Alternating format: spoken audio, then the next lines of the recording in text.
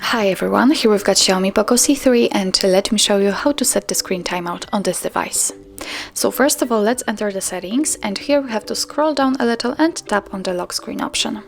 Now let's tap on sleep, which is on the very first position, and as you can see here we've got some options to choose from. We can set either 15 or 30 seconds, or 1, 2, 5 or 10 minutes. What's more, we can set never, so it means that this device will never black out.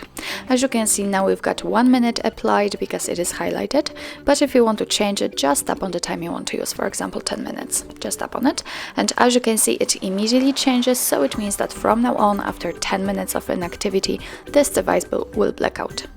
So actually that's all. This is how to set the screen timeout in your Xiaomi POCO C3. Thank you so much for watching. I hope that this video was helpful, and if it was, please hit the subscribe button and leave the thumbs up.